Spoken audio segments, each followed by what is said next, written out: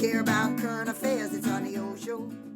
Welcome to the OShow, Canada's current affairs show with strong opinions. And wow, do we have some today? The scandal panel is back, and there is so much to talk about. We're going to talk about Poilievre's plummeting poll numbers.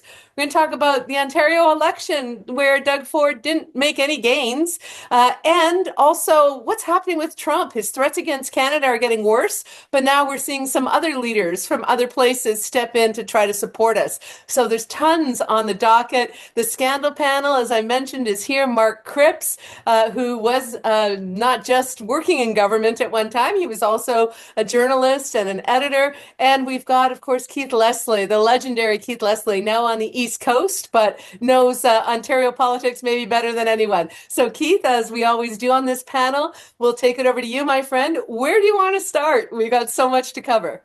Well, I guess, it's the day after the election in Ontario, so I think we really need to start there. I mean, we're all living in Ontario, and it's pretty in our face. What can we say? The polls were bang on as far as Doug Ford and his majority with the Progressive Conservatives. In fact, the Conservatives were so full of themselves, they thought they were going to get 90 to 100 seats. I mean, at the end, they got 80, so it's, like one or two more than they had at dissolution, but one or two fewer than they had in 2022. So not an increased mandate, but he's the majority government, third majority government in a row. He increased the popular vote count again for the Conservatives by something like 2 million, a huge number, 500,000. Anyway, a spectacular showing for the Conservatives. The campaign worked to their benefit. Trump worked to their benefit. The chaos that he created. Spectacular, though? Was it spectacular? It's no different a result, and $200 million of our taxes later, he got exactly what he had before. He's going out there, Keith, saying that he got a strong historic mandate. He didn't. He got a repeat of what he had before. He gave him 4 years of power. He absolutely had that. He could have wielded it for another 16 months. Yeah, but he managed to sell this by saying it's a brilliant campaign. I'm saying they managed to sell this as this is the only issue that really matters, Trump, and that this provincial premier can take him on and make all the difference in the world in this fight for our economy and our livelihoods, not the healthcare crisis. The fact 2.5 million people don't have a doctor, the fact emergency departments are closed on weekends and nights in many, many communities, hallway healthcare has become entrenched, housing, they're way, way off. And all these actual serious issues that are actually provincial issues and would normally dominate a campaign.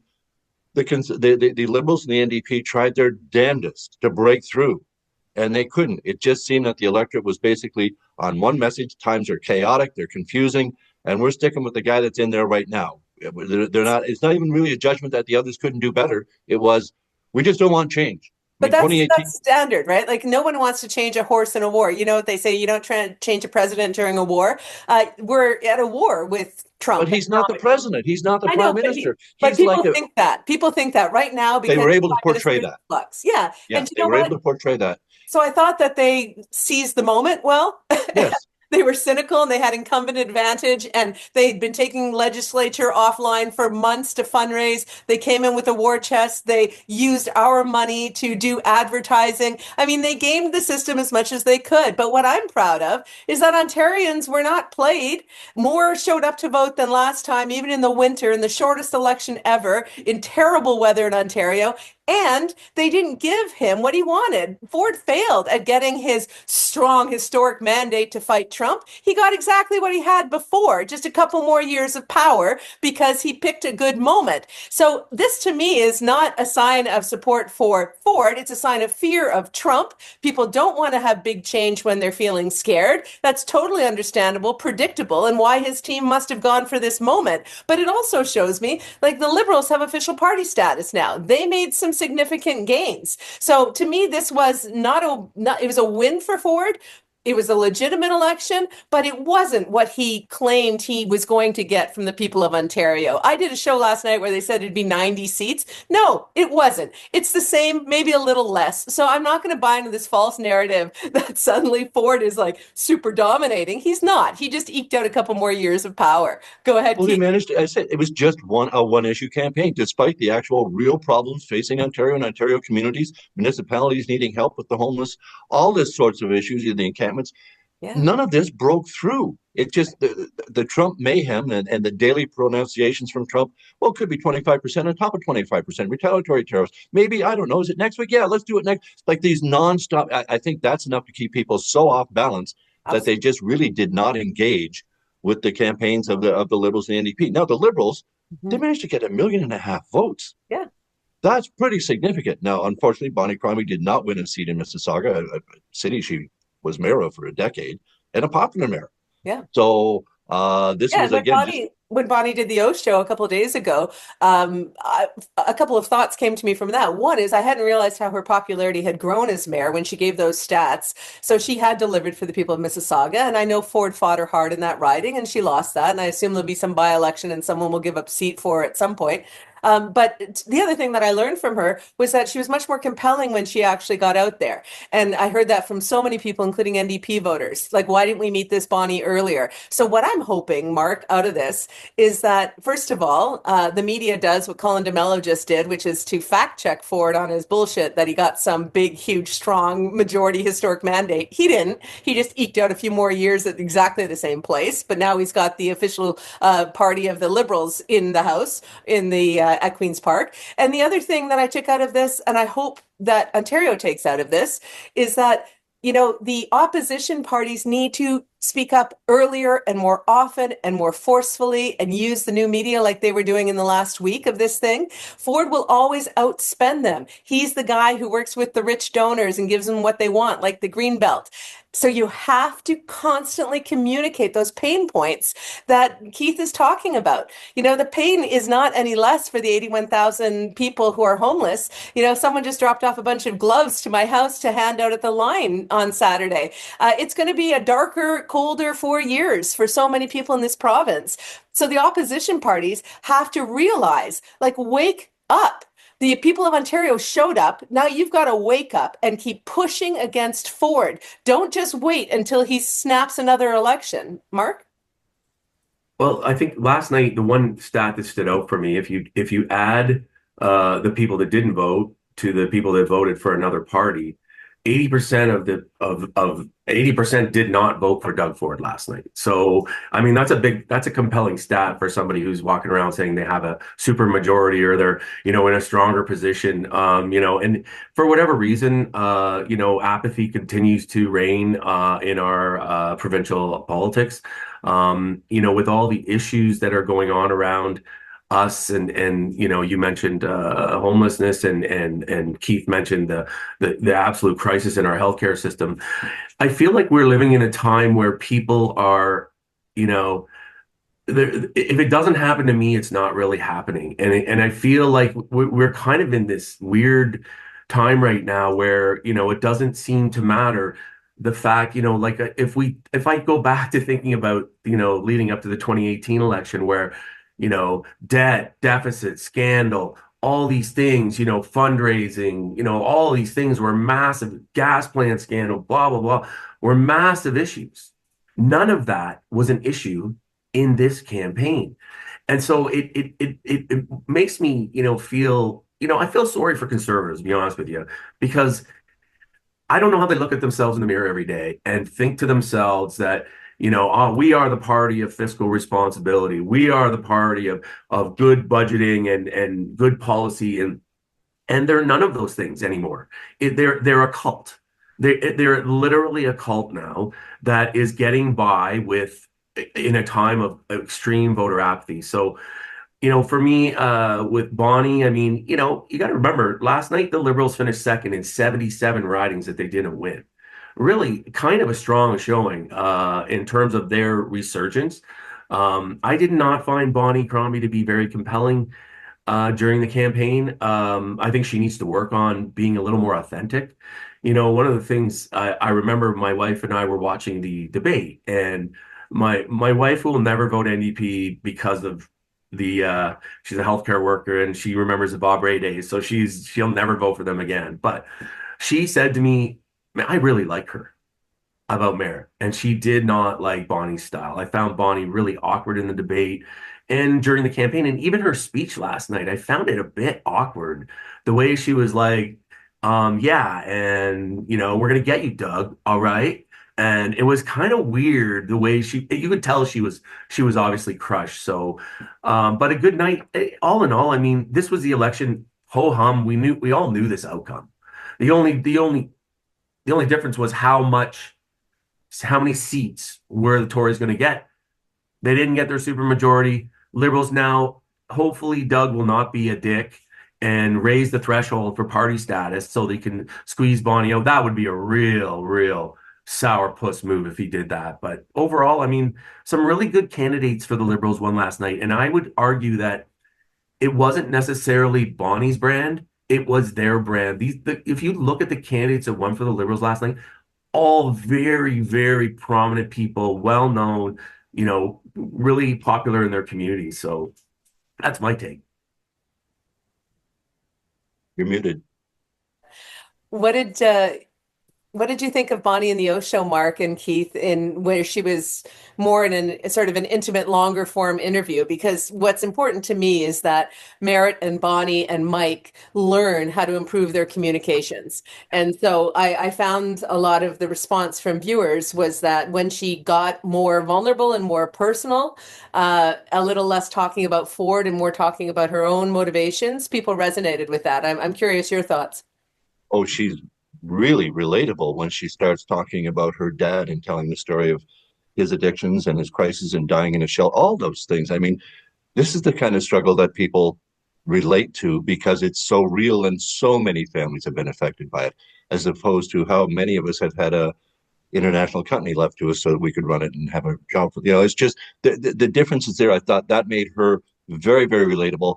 And at other times, she did not come across as relatable, and she knew it. She even mocked herself at times because she was known as being, I don't know what the phrase would be, but not as relatable as, as Merritt Stiles, for example, who's again comes across very well and very relatable. I thought one of my favorite takeaways, though, from the Ontario election, and this is a real stand up to City Hall or stand up to Queen's Park moment, is Bobby Ann Brady. Yeah. Who not only is the only independent to get elected and re-elected, she was elected as an independent in 2022. Just a quick bit on her backstory.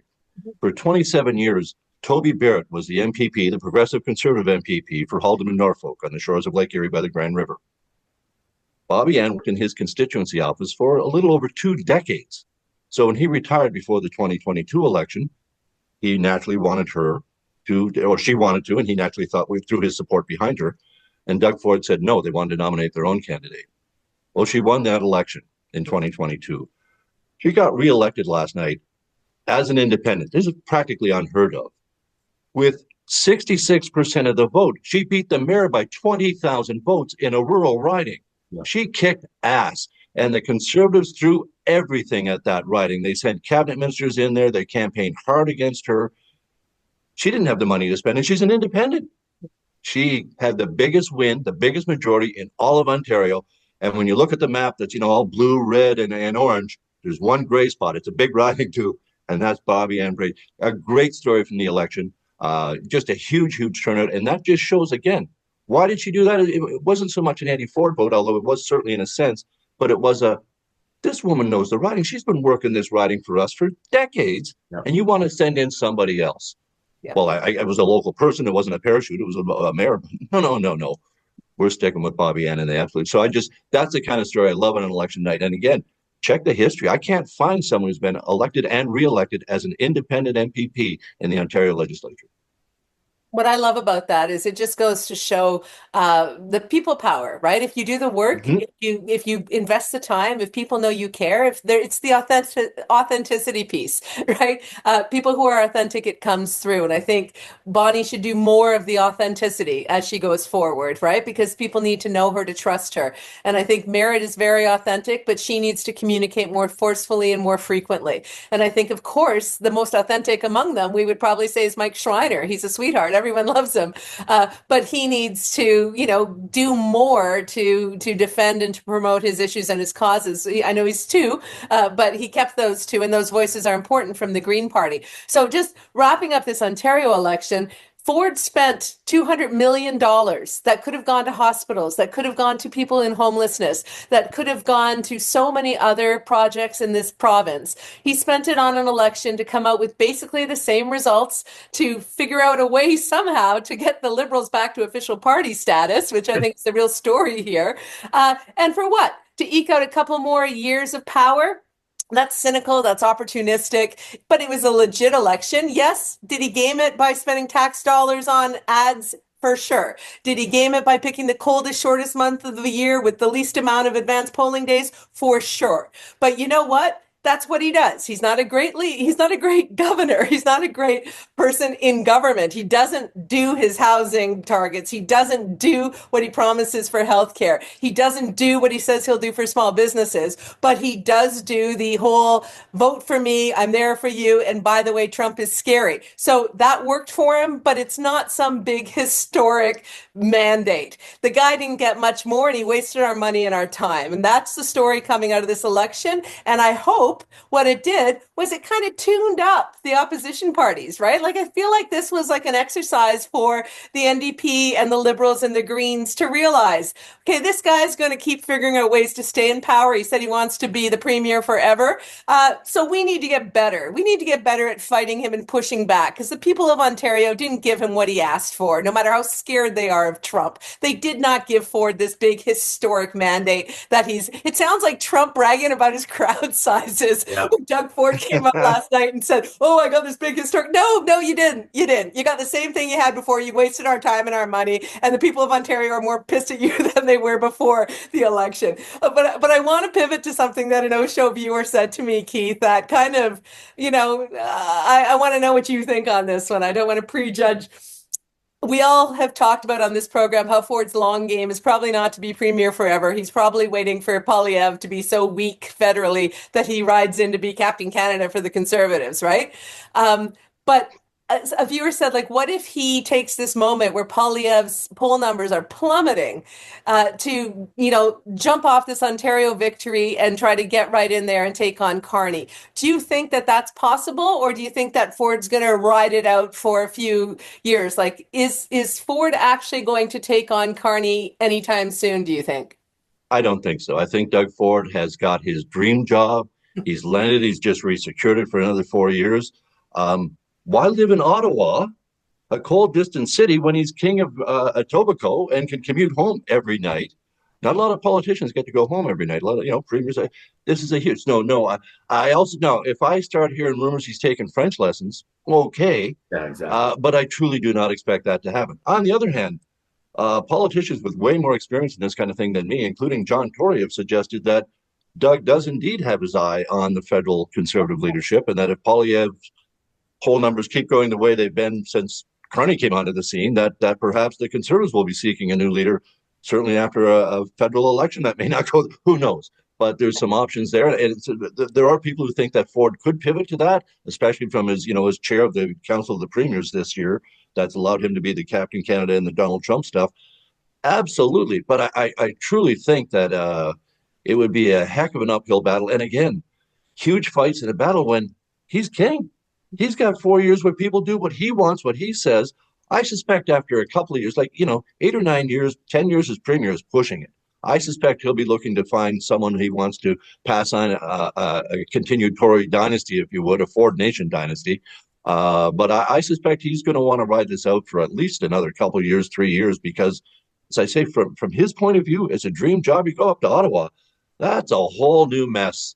And you find, I remember Dalton McGuinty when he first became premier. He gave me his first interview after a week, and I said, what have you discovered a week on the power? He said, when you pull the levers of power, sometimes nothing happens because you don't know what you're doing. It's just no. So I think Ford's got a handle on the Ontario premiership now, and on how the electorate works, how elections work. No, I can't see him giving up the kind of control and power he has now over the Ontario electorate, which is, let's face it again, is so much more pocketbook. Direct dealing to people, your education, your healthcare. These are, Doug's interest in foreign affairs. But he doesn't care about that stuff. He sucks at it. What he likes to do is parade around in front of cameras and be close to his hero, Trump. So, I take everything you're saying, Keith. For somebody who cares about fixing the issues of Ontario, yeah, it's a dream job, can go home to Etobicoke. But this is a guy who spends his time in Florida, flies around on his jet, goes up to his Muskoka mansion. He's never done anything good for the people of Ontario that I can find in his 7 years in power. And I think what he really wants is to be seen as being, co-Trump. He wants to be that guy who had the business in America, who is, getting all the attention. He freaking loved his role at the head of the Federation with all those microphones. His ads are based on him looking like he's doing the job of a federal leader. And I'm sorry, but Mark, I'll go to you on this. I mean, Andrea Horwath talked a big game, got official opposition status for the NDP, and then bolted when she saw the mayor's job open in Hamilton. She only won by 1%, which might be informative for Doug Ford. Be careful what you wish for. But the fact is, I don't think that these people are anything less than craven when they're politicians at that level, and they're always looking for, the next way to get more attention. Go ahead. I mean, Doug is the ultimate. He's the ultimate craven personality. I mean, I find the whole BC party to be absolutely craven in their, the way they play the little guy into thinking that they're in their corner and that they're standing with them, and they've mastered it. I mean, look at him last night, talking about all the private sector unions that support him, that the firefighters, and then what really got me was the police. And I thought to myself, geez, when the police union supports the government and the government is under investigation by the police, how much confidence do you have in the outcome or the legitimacy of an actual investigation? It's brutal, but I think I agree with Keith. I don't think Ford, personally, he's never going to learn how to speak French. He can barely speak English. And you cannot be the prime minister of this country and not speak French. I just don't think it's possible. I mean, Harper showed that you can win without Quebec, but Harper could speak French. And I just don't see I just don't see Doug. I think he loves being the king of Ontario. It's a great role for him. And I also think that Mark Carney would be a better partner for Doug Ford than Pierre Poilievre would be. And I wonder if somehow Doug isn't secretly hoping that Carney wins, because, the federal Liberals have been very good to Ontario. They've partnered with Doug Ford and the Ford government on a lot of really big projects that have benefited, that the Ford government trumped out there during the election. Like, look at all this investment we're making in battery plants and automotive and all this stuff. And I think that that's why I think that you may see an opportunity here for Carney to seize the moment, I guess, in a way, of this Trump moment. And sooner or later, we're going to get tired of listening to Trump. We're all just infatuated with him right now, right? And we need to, yeah, go ahead. Well, I was just going to say, I mean, I get up in the middle of the night and I listen to podcasts about what Trump is up to, just to keep it track. Yeah. I want to spend my breath on this earth protecting my country from the fascist regime that would take us, right? So to me, I'm on alarm, DEFCON on all the time about this stuff. I think that Canadians watching what Trump is doing, I mean, there's a Supreme Court ruling that's coming today. We are so close to them being, it literally took the German Nazi party, a month and 3 weeks and however many days to dismantle the democracy. I mean, we are getting very, very close to finding out whether or not Trump's going to be able to do that. So I think that anyone who is adjacent to Trump or a fan of Trump, and that includes Doug Ford, I know, is going to start to look damn bad. And you know what? It's not going to be easy. Ford doesn't have a super mandate. He has shown himself to be feckless against Trump. And anyone who loves Trump and wanted Trump to win, when we see Trump in his full fascist disgustingness, I think that's going to make Canadians go, no, thank you. So yes, it helps Ford to have, it helps Carney to have a conservative premier in Ontario historically. That'll help them win federally, the Liberals. And yes, it helps Ford to have Carney as a partner, probably.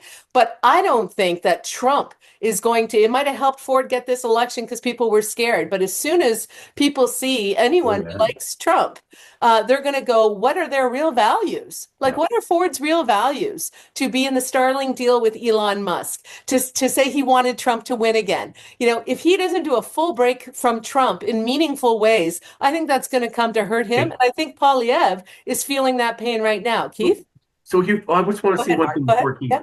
Here's a communication question for you, because you're an expert in communication. I could not figure out during this campaign why either the NDP or the Liberals weren't taking those snippets of Doug Ford praising his love for Donald Trump. I would never waver in my support. Why wouldn't you just run that nonstop? Well, I know that the Liberals were trying to stay focused and the NDP were trying to stay focused on the issues, but I mean, the moment was Trump. Right? And in the snap election, I don't know. Can I tell you why? I mean, Yeah. I don't think that they understand. I don't think the opposition parties in Ontario understand yet that we are in a propaganda war that we are losing against MAGA and the Trump forces, and those forces are in Canada and they are in Ontario.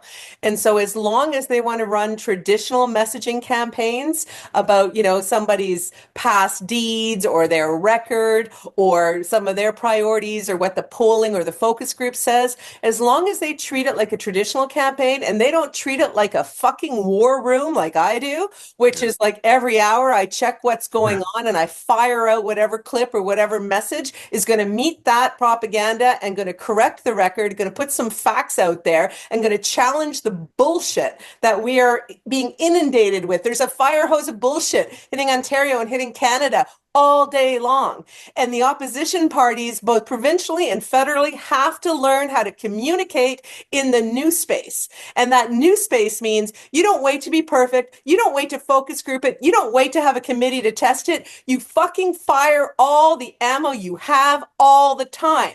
And there's plenty of ammo that didn't get fired on Ford in this election. And there better as hell be a lot more ammo fired at Poilievre. And I made a comment yesterday where I said, as soon as this Ontario election is over, the gloves are off, because I don't have to split my attention between Ford and his bullshit and Poilievre and his bullshit. I can just focus on the MAGA bullshit at the federal level for a little bit. And I think that's what everyone has to do. So my answer to your question, Mark, is they are still communicating like it's 2015 or 2015. They are not communicating like it's 2025 and we have a fascist regime that is trying to take our country. All right? So everybody, wake the fuck up. Keith? Well, to that point, I've always thought that, the opposition parties in particular are too slow to react, and they'll give you, a 7 or 8 paragraph news release. I'm looking for one line. As a reporter, I'm looking for what the hell is wrong with, and you going, this is absolutely insane. This is going to set us back, $2 billion, whatever. Right. Fire that out. I don't need the background. I got the background. I'm writing the damn story. But they want to get something, as you say, focus group it, run it by the leader's office, run it by you don't have time for that shit anymore. It's just because there's so much literal BS going right by, and it's coming from official sources. The piece coming out of the White House last week, the Financial Times reporting that the United States was going to take us out of the Five Eyes thing. The Financial Times doesn't jump on a rumor. They gave like 83 different people in the Trump administration an opportunity to say, this is not so. Don't run with that. It would be wrong. 20 minutes after they ran with it, and everybody jumped all over it, that they're going to take us out of the spy network, exclude Canada. They have to send the minister. Oh, no. All of a sudden, the cabinet secretary, that would never happen. Who would believe such a thing? Why do you have unnamed sources in your stories? You are the unnamed. So I don't know in this particular case, but I'm sure he's been an unnamed source in other cases. It's just, they want us to not have any trust in any of our institutions, in the media, in the government, in the courts. And you see Trump setting up to just, court rulings are court rulings, and it's my ruling. And, we're just equal branches. So it's just stunning that people are trying to feel their way through this. And I think that's where, if it were to come down to, you say, an election of your first proposed Doug Ford against Mark Carney, I think that's where, again, Carney would come out on top, because people, even though they don't understand all these issues of tariff and international trade, they understand this guy's got the chops. Yeah. This guy, he was both the governor of the Bank of Canada and the Bank of England through some really wild times in both countries. What's Pierre Poilievre been through? What's Doug Ford been through, other than to run up? He's not a conservative, as we've said before. His deficits in debt addition over 116 billion to the provincial debt added by Doug Ford.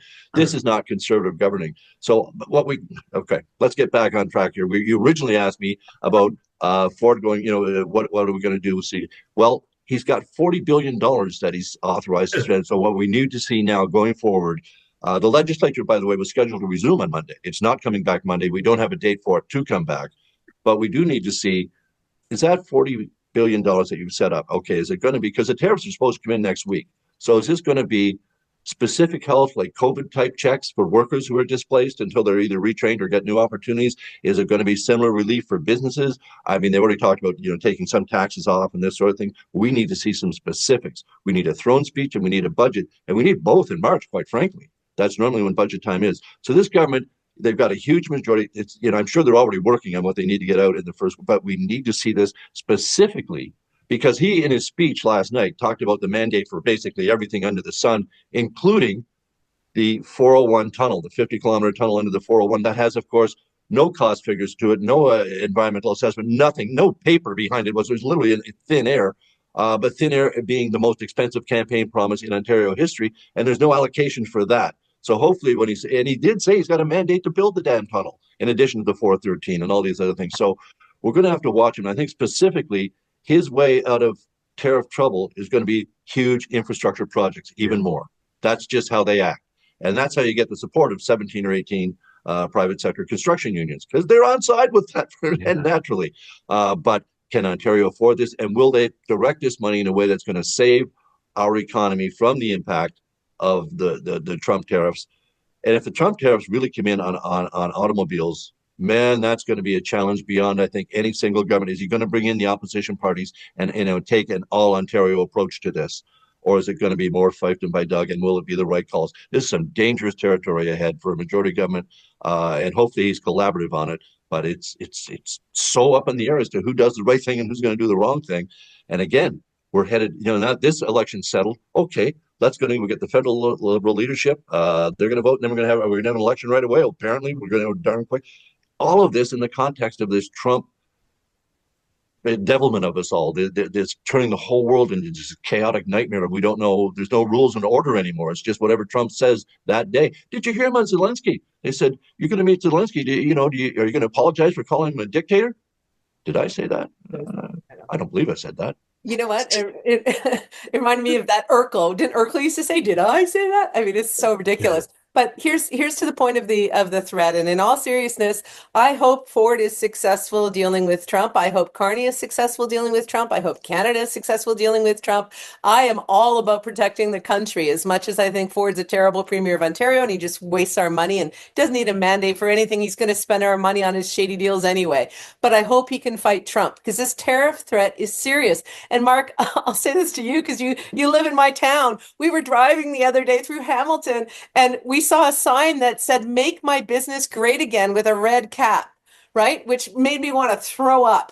So we have already people in this country who are already trying to capitulate to this threatening regime that is doing horrible things to Americans. I mean, and just one little quick point on this before you answer.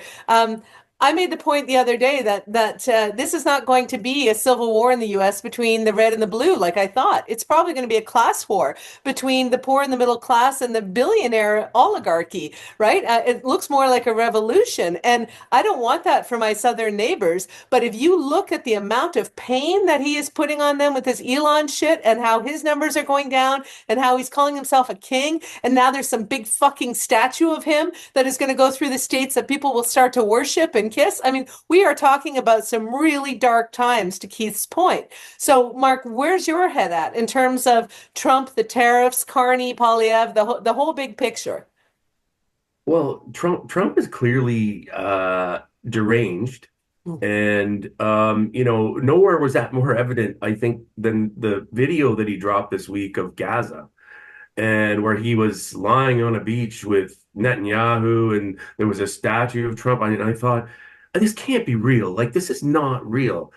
And then, so you're left to think to yourself, like, what's going on here? Like, is he just trolling us? Is this just part of this distraction campaign to troll us, while all of those things you just talked about, the oligarchy just seizes all of this stuff from underneath us, while we're all like so focused on this? And I can't help but feel like, Trump is just a useful idiot for, is he really this clever, or is he's just the perfect kind of vehicle for them, to exploit the opportunity to seize all of the power, to kick down all the ladders and ensure that, forever that the Democrats or whoever forms another government can never, ever threaten them again. Like it'll just be impossible. And then how does that weave in with the Canadian situation and how we,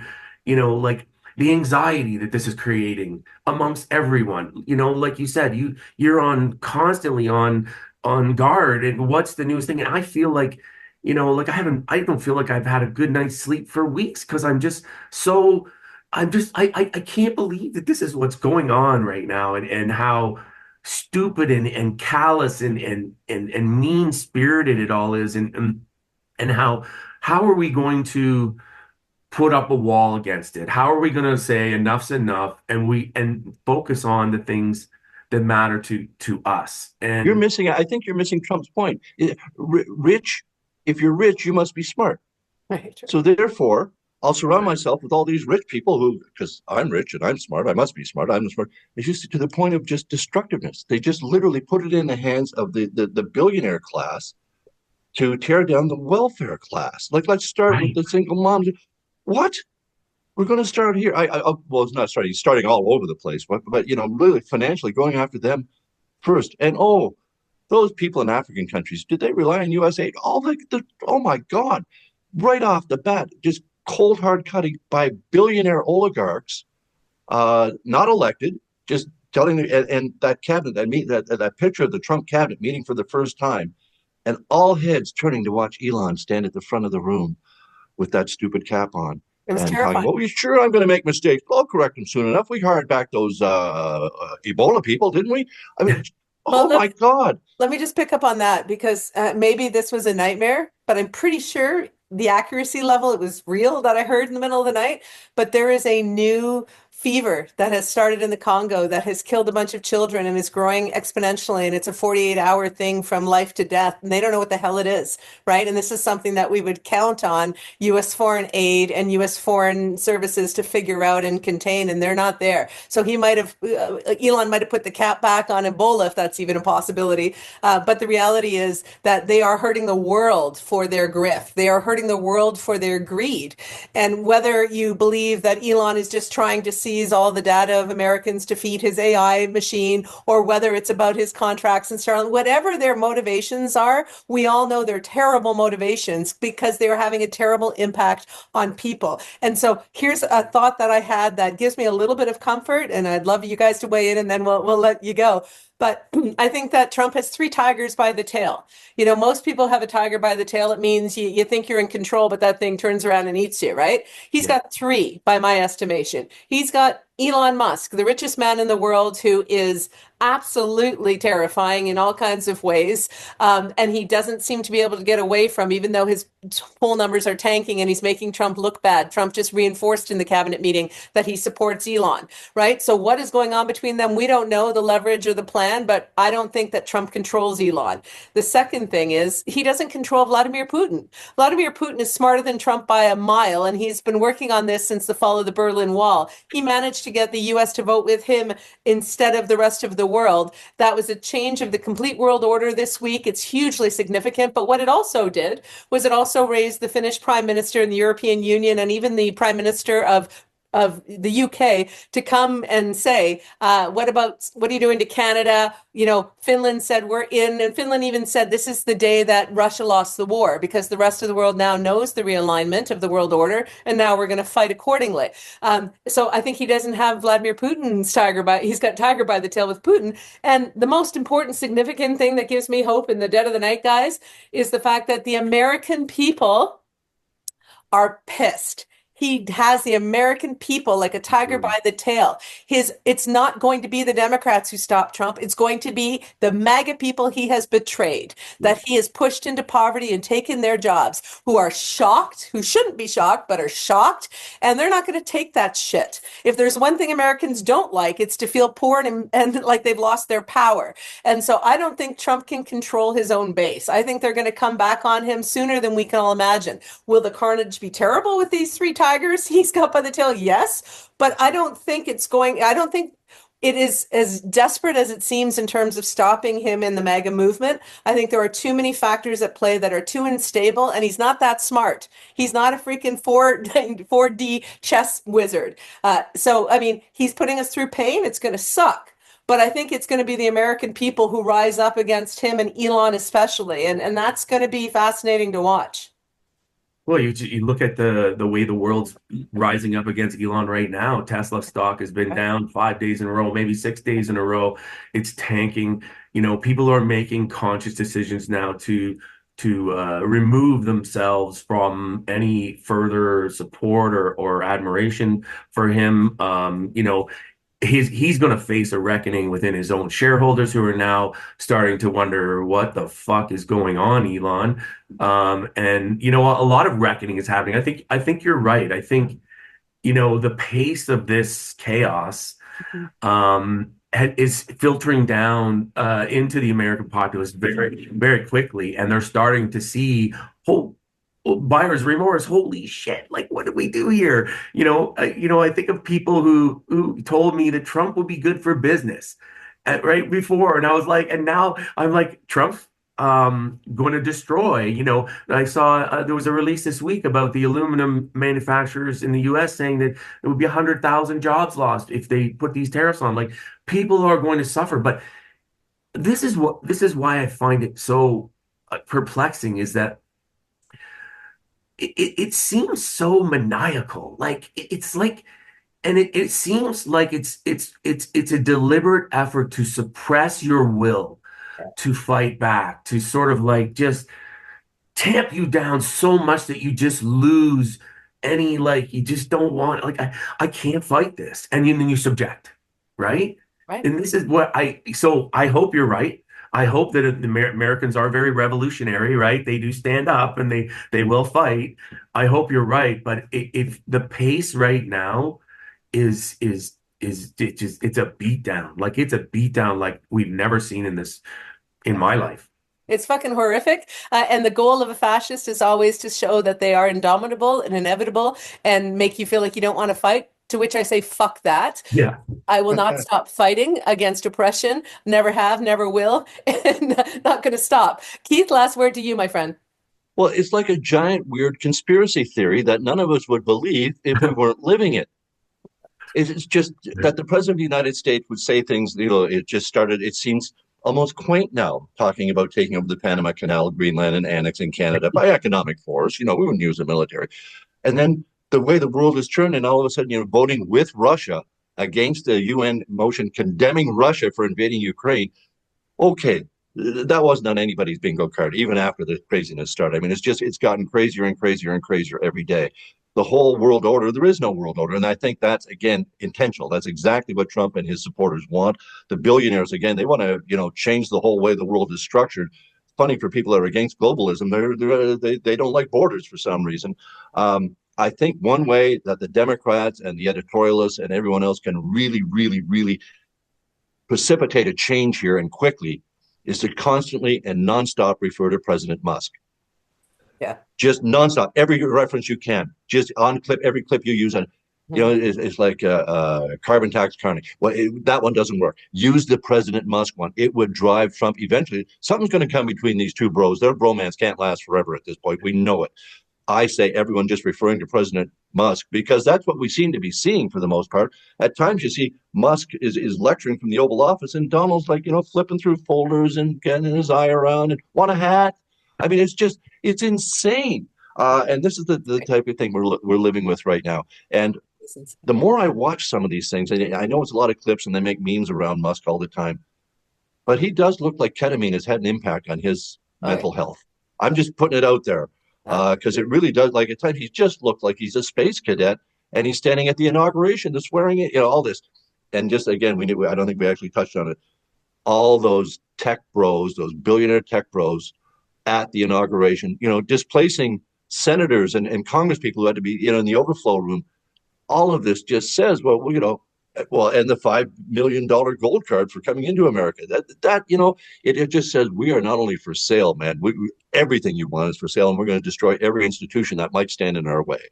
And so I don't know how the world can deal with this other than to unite against, unite ourselves, not necessarily against Trump, but in defense against what we're seeing from Trump. So the proposal to have Canada join the European Union seemed farcical at first. I think politically it's probably a logical move, Yes. and see if Putin objects to Canada joining the EU, because our borders are close. It's a realignment. It's a realignment, but there are a lot of very good, very powerful, very wealthy nations out there that share the values of Canadians. We heard that. If you haven't seen the Finnish Prime Minister's 6-minute speech about that the war in Ukraine has just been lost for Putin and how the world order is going to change, everybody should watch it, because it makes you realize that even though we're in this Trump nightmare, there are smart people around the world who have gone through wars, who understand the stakes even better than we do here in Canada. We're still shell-shocked by seeing fascism. They literally survived it. They have people in their family who went through it. They had their cities burned and bombed in the Blitz. They know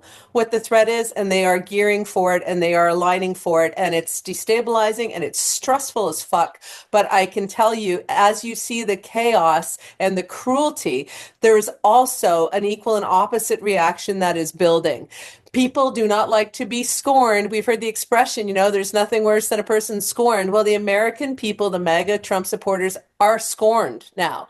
And you've got other nations around the world saying, nope, it's official. Trump voted with Putin. That makes it no more bluster, no more rhetoric. It's a fact. It's a done deal. The world order is changing. And how do we align it? That's why I get so much hope out of the Carney campaign, because he's talking about mastery of our own country, realigning all of our trade. In other words, there are solutions. There are even maybe new opportunities. Maybe we can build a better world through this moment of hellish chaos. But I'll tell you this, guys, I'll leave us on this thought. Somebody, sent a bunch of gloves for the food line, so that all those people who are freezing, the guy I mentioned whose fingers fell off from frostbite, he'll be able to get gloves tomorrow. And it's these small acts of kindness, these acts of resistance, supporting one another, building up each other's voices, and having a fucking war room of communications against the propaganda in this country, and calling out every single Canadian who sits there and tries to create a permission structure for Trump to take us over. Call that shit out, okay? We're not without opportunities here to chart a better course for our future. So thank you guys, as always, for your unscripted, uncut, candid hot takes. The audience loves you because you're invested in what's best for our country. And you know what? And that gives people hope. So everyone out there, keep subscribing. Let's keep building the community for democracy in this country, in the OShow. And you know what? There's a lot to fight, but we're in it. We're not going anywhere. I am going on a little vacation, but I will be back. I promise. Okay, take care, guys. When you care about current affairs, it's on the OShow. And when you want to get clear what's going on here, it's on the OShow. If you like to stay in the know, tune yourself into the OShow. It's the OShow. Laura Babcock's the OShow. With a lot of great guests, she puts them to the test on the OShow. There's no doubt they'll be calling them out on the OShow. Stand for something or fall for it all. Ontario, hear the call on the OShow. It's a podcast, the OShow. Laura Babcock's the OShow. Stay informed with the OShow, OShow.